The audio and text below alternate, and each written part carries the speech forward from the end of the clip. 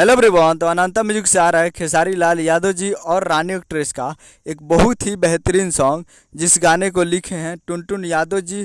और वीडियो में खेसारी लाल यादव जी और रानी एक्ट्रेस जी, फिट में रानी एक्ट्रेस जी।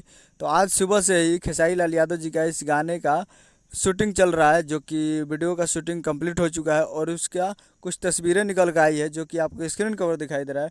और ये अनंता म्यूजिक से आने वाला गाने का कुछ तस्वीरें हैं, जो कि वीडियो शूट हो चुका है। और इस गाने का टाइटल रखा गया है बड़े बड़े साइज बा, जिसका टाइटल है बड़े बड़े साइज बा।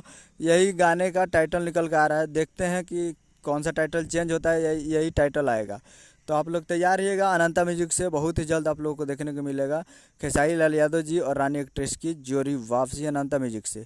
और वी आर म्यूजिक से भी खेसारी लाल यादव जी और रानी एक्ट्रेस का गाना शूट हो चुका है, वो भी आने वाला है। तो तैयार रहिएगा अनंता म्यूजिक और वी आर म्यूजिक से। बहुत ही जल्द आप लोगों को दोनों गाने को देखने को मिलेगा। यही अपडेट समझ करेंगे। वीडियो चला चैनल को सब्सक्राइब बेल आइकन है, कैसे खेसारी लाल यादव जी के लेटेस्ट मिलाते रहे। वीडियो चला वीडियो को एक लाइक कीजिए। मिलता है अगले वीडियो में। जय हिंद, जय भोजपुरी।